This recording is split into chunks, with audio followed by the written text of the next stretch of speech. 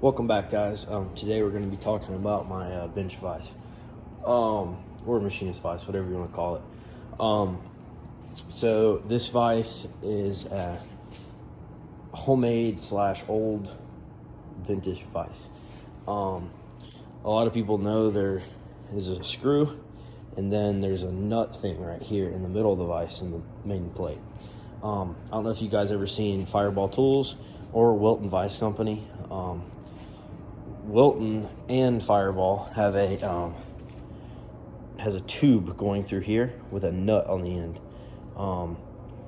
and it a lot stronger. It only puts pressure on this, and it goes against what you're pushing instead of on that little piece of steel. And every time, that's what breaks in these old vices. But beside that, these old vices are very savable if they're broken. So I took his video. I'll feature his video in the link in the bio below. But so what I did is I took I didn't have a piece of tubing. I couldn't find one anywhere at the scrapyard, nowhere. So I took 2 pieces of channel iron. I think these are like 6-inch pieces. I don't know. You just have to measure it up to your vise. You won't find this exact vise, I guarantee it. But I found this underneath the shelf in the garage, so I don't know. I mean, it came out of something. My grandpa probably got it out of a shutdown. He used to do shutdown, so he used to do it. It has a date on it. The patent date's 1896 or 1869. My bad. But I welded 2 pieces of channel iron together. Then I took a piece of plate on the back. Underneath this has a piece of plate, and these are threaded. And then this piece of plate is welded to the piece of pipe in the middle with the 2 nuts. And then I wanted small thread, so I had this. I think I had this laying around, so it's pretty small thread. But I mean, as you can tell, it does pretty good. I can put my finger almost in the middle, and it'll spin. It's not the fastest thing in the world, but it'll torque down something pretty tight. I haven't really done strength testing to it because I don't want to break it, because it's a big vise and it's my only big vise. I have a smaller, older one. But yeah, so I didn't have this piece of cast iron right here, so I had to make this little piece of plate. Well, not little, it's a pretty big piece of steel. But then I took a piece of round stock that had a hole in the middle. It was like a piece of pipe that I had laying around, and I put it on the end of the threaded rod, and I welded it. Then I just took a piece of, this is stainless, but you can use steel, whatever. I wanted stainless because it's smooth. Then I took 2 nuts and welded them on the end. Oh, and a big trick is, with any vise, is to put O-rings on your vise, and then when it comes down your finger, it doesn't smash your fingers. If you look on a Wilton vise, they have their own O-rings, but yeah, I'm not paying for Wilton O-rings, so I just put my own little O-rings on there.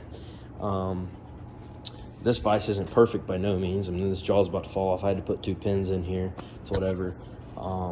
But this vise is pretty stout. I got it on a nice welding table here. This has got a 1-inch piece of plate underneath the brick, so it's a pretty good table. But yeah, this is really easy to make. I mean, if you find a vise, the hardest part on this, and like most expensive part, is this weld right here, cast steel. So I would have brazed it, but I ran out of oxygen and I wanted to get this done. So I decided to weld this with nickel 99. I bought it at Tractor Supply, and that's probably a mistake, but I paid like $45 for like 5 welding rods, and that's what it turned out to be. It looks like crap, not my quality of weld, but it works and it never broken, so I just kind of left it. Now I could braze it, but I'm not going to.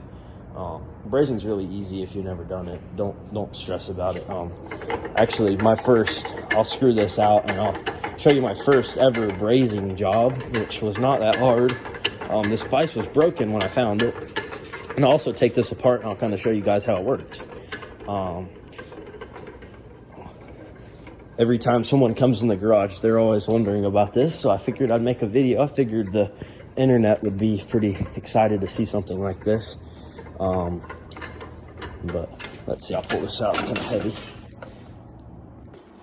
So here's my first brazing job. It's not the best. Actually got a crack right there. Oh, that's not good. But yeah, it's pretty good. Yeah, it's actually cracked on a lot of spots. I'm gonna have to redo that, but it's pretty simple to do. I probably didn't heat it up enough. But here's what I was talking about. So here is where the old thing used to sit. I cut it off with a Sawzall. I got a long metal Sawzall blade and cut it. But you can kind of see the nut down in there. It's got grease all over it, and then it's welded to that. But it's pretty simple. I mean, you really can't mess up one of these things. It's a pretty simple thing. So I hope you guys build one, and don't be scared. Go for it. Hey, worst that can happen, take it to the scrapyard and scrap it, you know? That's my go-to. So, yep. Thanks for watching, and have a good day, and Happy New Year.